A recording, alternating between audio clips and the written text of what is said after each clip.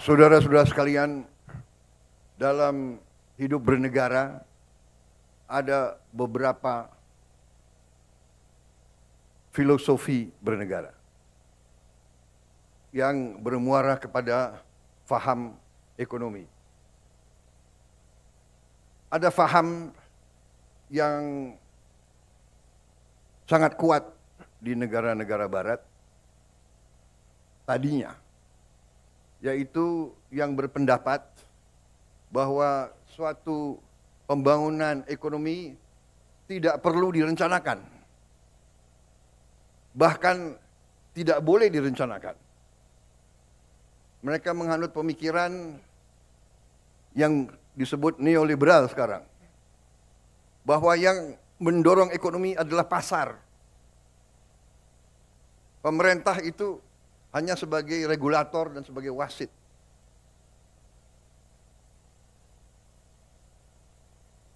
Bangsa Indonesia dalam Undang-Undang Dasar 1945, pendiri bangsa Indonesia tidak menghanut faham itu. Pendiri negara ini menghanut faham bahwa perekonomian disusun atas dasar azas kekeluargaan. Pemerintah bukan hanya wasit, pemerintah bertanggung jawab. Pemerintah dipilih oleh rakyat, pemerintah harus menjadi pengayom rakyat, pemerintah harus jadi pemimpin, pemerintah harus jadi pelopor, pemerintah harus menjadi pengelola, pemerintah harus memanage ekonomi, pemerintah harus menjaga segala kekayaan bangsa Indonesia.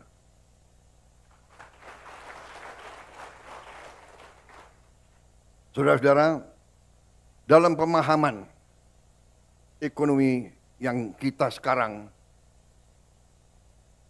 wajib dan pantas untuk menyebut ekonomi kita ekonomi Pancasila. Bahwa ekonomi Pancasila itu adalah penggabungan antara yang terbaik dari pemahaman pasar bebas, kapitalisme, yang terbaik dari ekonomi yang direncanakan, planned economy. Itu Pancasila.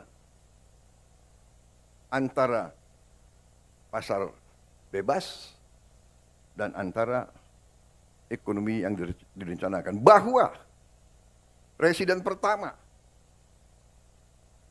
membuat rencana pembangunan semesta 8 tahun. Kemudian Presiden kedua melanjutkan dengan rencana pembangunan 5 tahun. Bahwa kita berdiri di gedung ini, gedung Bappenas, ini mengingatkan kita bahwa ekonomi kita harus kita berpegang teguh. Ekonomi kita adalah ekonomi Pancasila, ekonomi yang berazas kekeluargaan. Bahwa kita masih teguh, masih berpegang bahwa pembangunan harus direncanakan. Kita mengerti dan kita paham bahwa belum tentu rencana yang terbaik mencapai sasaran 100%. Tetapi azas kehidupan bernegara mengajarkan kepada kita tanpa perencanaan kita tidak tahu arah yang harus kita lakukan. Dalam setiap organisasi, dalam hidup swasta, dalam korporasi pun harus ada perencanaan. Apa rencana strategis kita? Apa yang akan kita mencapai? Saudara-saudara sekalian, karena itu jelas bagi setiap pemerintah kita diarahkan oleh pembukaan Undang-Undang Dasar Negara Republik kita 1945. Kita diarahkan. Tujuan nasional yang ditetapkan oleh pendiri-pendiri bangsa kita, yang mendirikan bangsa ini melalui suatu pengorbanan, suatu perjuangan. Mereka merasakan imperialisme, mereka merasakan dijajah, mereka merasakan bahwa kita, warga negara Indonesia waktu itu adalah warga negara kelas 3, kelas 4.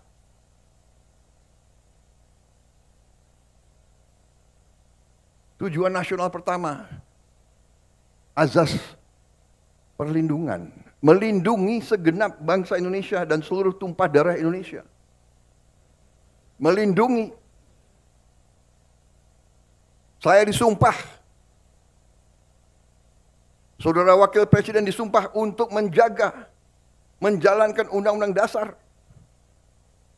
Saya harus melindungi, pemerintah yang saya pimpin harus melindungi segenap bangsa Indonesia dan seluruh tumpah dari Indonesia. Dan saudara-saudara sebagai bagian dari pemerintah, saudara-saudara sebagai anak bangsa Indonesia, di bidang masing-masing, di eselon masing-masing punya tanggung jawab untuk menjalankan Undang-Undang Dasar ini.